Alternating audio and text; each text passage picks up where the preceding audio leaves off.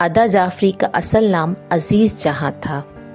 آپ کی شاعری انتہائی شائستہ، انداز بیاں متاثر کن، الفاظ سحر انگیز، جبکہ موضوعات انتہائی پرکیف ہوتے ہیں۔ جدید الفاظ کا استعمال اور حسن کلام آپ کی شاعری کو چار چاند لگا دیتا ہے۔ غزل: ہونٹوں پہ کبھی ان کے میرا نام ہی آئے، آئے تو سہی برسرے الزام ہی آئے۔ ہونٹوں پر یعنی لبوں پر، برسرے الزام، الزام کی غرض سے۔ شاعرہ کہتی ہیں کہ کاش کسی دن ان کے لبوں پر میرا نام ہو، یعنی وہ مجھے بلائیں۔ مجھے ان کے لبوں سے اپنا نام سننے کی غرض ہے، چاہے وہ کسی بھی غرض سے پکاریں، اگرچہ کسی الزام کی غرض سے ہی کیوں نہ۔ حیران ہیں لب بستہ ہیں دلگیر ہیں غنچے، خوشبو کی زبانی تیرا پیغام ہی آئے۔ لب بستہ خاموشی، دلگیر رنجیدہ، غنچے پھول کی کلی شگوفہ۔ شاعرہ کہتی ہیں کہ آج میرے دل کے غنچے اداس ہیں، اس بات پہ کہ تمہاری کوئی خیر خبر نہیں۔ حیران ہیں کہ تم کہاں غائب ہو، خاموش بھی ہیں کہ تمہیں یاد کر رہے ہیں، اس بات کے خواہش مند ہیں کہ تم سے مل سکیں، کہیں سے تمہاری خوشبو کے ذریعے ہی تمہاری خیریت کا پیغام موصول ہو جائے۔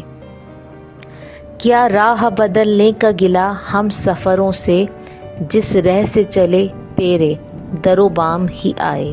گلہ شکوہ، در و بام گھر، ہم سفر ساتھی، ساتھ سفر کرنے والا، رہ راستہ۔ شاعرہ کہتی ہیں کہ ہم نے اپنے ساتھیوں سے شکوہ کیا کہ راستہ تبدیل کیوں نہیں کر لیتے، جس کا سبب یہ تھا کہ ہم جس راستے سے بھی اپنی منزل کے لیے روانہ ہوتے ہیں، اس راستے کا اختتام تمہارے گھر پر ہی آ کر ہوتا ہے۔ تھک ہار کے بیٹھے ہیں سر کوئے تمنا، کام آئے تو پھر جذبہ ناکام ہی آئے۔ سر کوئے تمنا، خواہش کی تکمیل کی ابتدا۔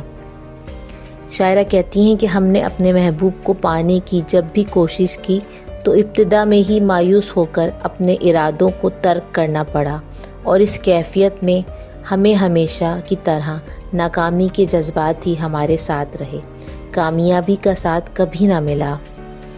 باقی نہ رہے ساکھ ادا دشت جنوں کی، باقی نہ رہے ساکھ ادا دشت جنوں کی، دل میں اگر اندیشہ انجام ہی آئے۔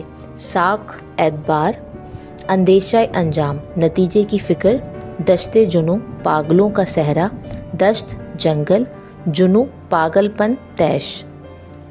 شاعرہ کہتی ہیں کہ انسان کو ہمیشہ کوئی بھی کام کرنے سے پہلے اس کا انجام زیر غور رکھنا چاہیے۔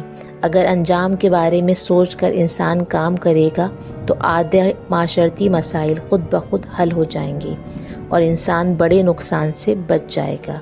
اگر انسان محبت کرنے سے پہلے سوچ لے کہ اس کا انجام کتنا نقصان دہ ہو سکتا ہے تو اس دشت جنوں کی کوئی توقیر باقی نہ رہے، کیونکہ محبوب کی خاطر بے خود ہو جانا، پاگل ہو جانا کوئی بڑی کامیابی نہیں۔